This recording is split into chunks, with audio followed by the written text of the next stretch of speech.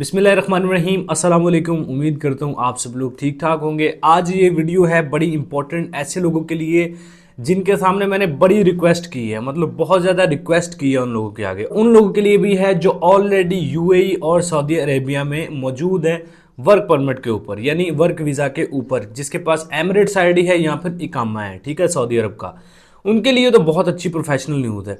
Short सी video है, quickly मैं आपको समझा देता हूँ अपडेट है क्या, ठीक है। अच्छा, सबसे पहली चीज़ तो ये कि मैं आपको बहुत दफ़ा कह चुका हूँ, बहुत सारे लोगों को मैंने कहा है कि यार अगर आपके पास इतना पैसा नहीं है, आप Saudi, Dubai, Qatar, Kuwait, Oman, तुर्की, मलेशिया ऐसे कंट्री से अपना स्टार्ट लें, कम से कम स्टार्ट अपना लें अपनी लाइफ को बेटर करने के लिए। स्टार्ट तो अपना करें ना यार, डायरेक्ट ही यूरोप, जर्मनी, कनाडा जाना है वो निकाल दें ज़हन से, कम कम आहिस्ता आहिस्ता अपना स्टार्टअप लें। जब मैं ये बात कहता हूँ लोगों को लगता है यार ये पता नहीं, मतलब फजूल सी एक मिथ है, आप जाके वहाँ पे काम करेंगे कोई फ़ायदा फुदा होना नहीं है, वही 20-30 हज़ार 50 हज़ार कमाएंगे, बचाएंगे, मतलब सेविंग करेंगे, इससे बेहतर है पाकिस्तान में ही रहें। अब मैं आपको बताने वाला हूँ कि अगर आप मेरी बात मान लेते तब, या फिर अभी मान लेते हैं, आपको क्या क्या बेनिफिट्स होने वाले हैं अगर आप सऊदी या दुबई में मौजूद हैं। मैं ये भी नहीं कह रहा विजिट वीज़ा लेके वहाँ पे चले जाओ, जाके सबसे पहले अपनी जॉब सेटल करें, दुबई, सऊदी, तुर्की, मलेशिया, जहाँ पे भी जाना चाह रहे हैं पहले अपनी वहाँ पे जॉब सेटल करें, फिर विजिट लें और फिर वहाँ पे चले जाएं, ताकि आपको पता हो जाते ही मुझे जॉब मिल जाएगी। सबसे पहले अपने लिए जॉब अरेंज करें किसी भी रिसोर्सेज के थ्रू, ठीक है। लेक्चर को करते हैं साइड पे, आपने जाना नहीं जाना वो एक अलग बात है, अलग डिस्कशन है, ठीक है। तो वेरी स्ट्रेट फॉरवर्ड कि अगर आप सऊदी अरब या फिर दुबई में मौजूद है वर्क परमिट पे, तब भी आप इस अपॉर्चुनिटी से फायदा उठा सकते हैं। अगर आप प्लानिंग कर रहे हैं सऊदी या दुबई में जाने की 2023 में, 24 में, 25 में, जब भी प्लानिंग कर रहे हैं, आपके लिए ये फायदेमंद फिर भी साबित होगी, क्योंकि ये लाइफ टाइम आगे चलेगा। ऐसा नहीं है कि 1-2 महीने के लिए अपॉर्चुनिटी है, ठीक है जी। अब ये अपॉर्चुनिटी है क्या? ये है शेंजन वीजा से रिलेटेड और जापान के वीजा से रिलेटेड, ठीक है जी।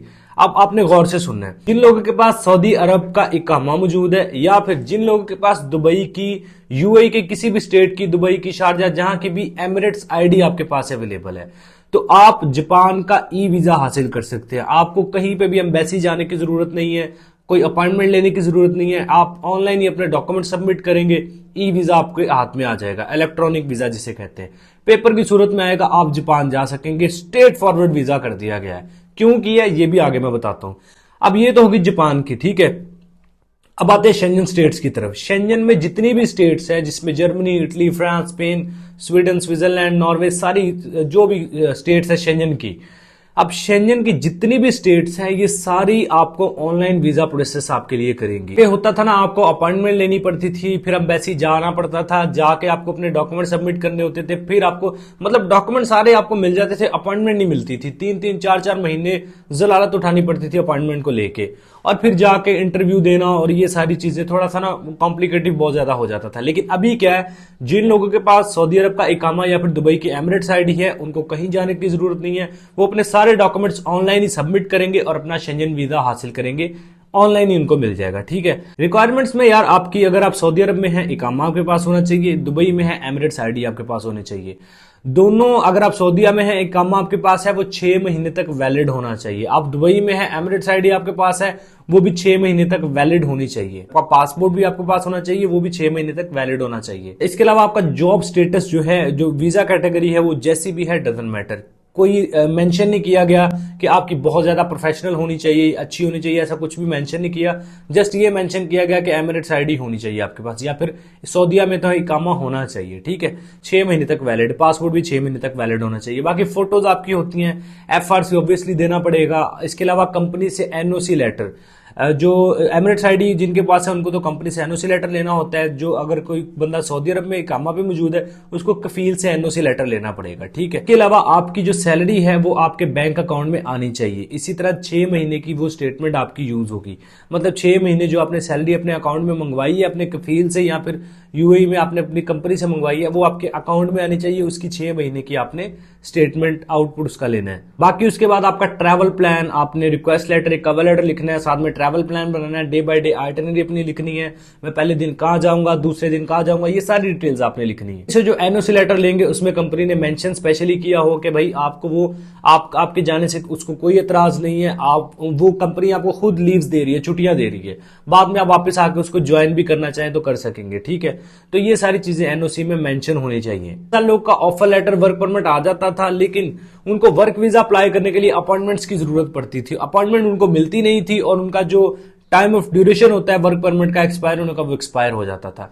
तो उनको भी टेंशन नहीं है, ऐसा नहीं है कि ये सिर्फ विजिट वीजा वालों के लिए। अगर आपके पास किसी भी कंट्री का वर्क परमिट है, शेंजन स्टेट का, आपको एम्बेसी जाके पासपोर्ट जमा करवाना, अपॉइंटमेंट लेना, ये वो इसकी बिल्कुल जरूरत नहीं है। आपने स्कैन करके पीडीएफ बनाना है, शेंजन की जो ऑफिशियल वेबसाइट है वहां पे जाके अपना कंट्री सिलेक्ट करना है, क्योंकि आप वहां पे सिलेक्ट करेंगे कि मेरे पास एमिरेट्स आईडी है या फिर इकामा है सऊदी अरब का, तो आप वो मेंशन करके अपने सारे डॉक्यूमेंट्स ऑनलाइन फिलअप करके, अपना जो वीजा फॉर्म है वो भी ऑनलाइन, सब कुछ ऑनलाइन डॉक्यूमेंट्स आप फिलअप करके अपना वर्क वीजा भी जो है वो ऑनलाइन ही अप्लाई कर सकते हैं। आप लोग को समझाता हूं कि यार आप सऊदी अरब चले जाएं, दुबई चले जाएं, तुर्की चले जाएं, मलेशिया चले जाएं, इसका मतलब ये होता है आप पाकिस्तान से तो कम से कम आपका स्टेटस अच्छा हो जाएगा ना। पाकिस्तानी पासपोर्ट में पाकिस्तान में रहते हुए शेंजन वीजा अप्लाई करें, आपको 3600 दफा पहले डॉक्यूमेंट्स को देखना है, मेंटेन करना है, ये करना है, वो करना है, फिर अपॉइंटमेंट लेनी है, वो 4 महीने आपकी पेंडिंग चले जाएगी, 3 महीने बाद मिलती है, 2 महीने बाद अपॉइंटमेंट लेके चले जाएंगे, वीजा ऑफिसर सामने बिठा लेगा, क्यों जाना है, ये है वो है,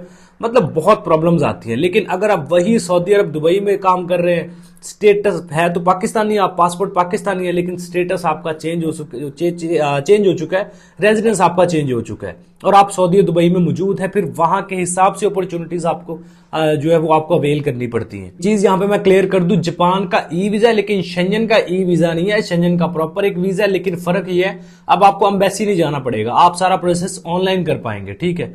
अब जो गल्फ की जो स्टेट्स है ना, गल्फ की जो कंट्रीज हैं लाइक सऊदी, दुबई, कतर वगैरह, इन सभी ने शेंजन स्टेट से एक मुआहदा तय किया है कि भाई हमारे जो भी रेजिडेंट्स हैं वो सारे ऑनलाइन वीजा अप्लाई करेंगे, ऑनलाइन डॉक्यूमेंट सबमिशन करेंगे, मतलब उनको आपको एम्बेसीज भी यही चाहती हैं। अब बहुत सारे कंट्रीज हैं वो भी इन फ्यूचर जो है वो इसी चीज को तरजीह देंगे कि यार जो पासपोर्ट्स है वो कंपनीज में जमा ना हो, वो सॉरी एम्बेसी में जमा ना हो, एम्बेसी में रश ना ज्यादा लगे, लोड ना पड़े, सारा कुछ ऑनलाइन हो जाए, ठीक है। अब तो पासपोर्ट्स भी ऑनलाइन, आपके डिजिटल पासपोर्ट्स आ रहे हैं, ये वक्त के साथ साथ आहिस्ता आहिस्ता अपग्रेड होगा सारी चीजें, लेकिन मुझे नहीं लगता पाकिस्तान पता नहीं कब अपग्रेड हो पाएगा या नहीं।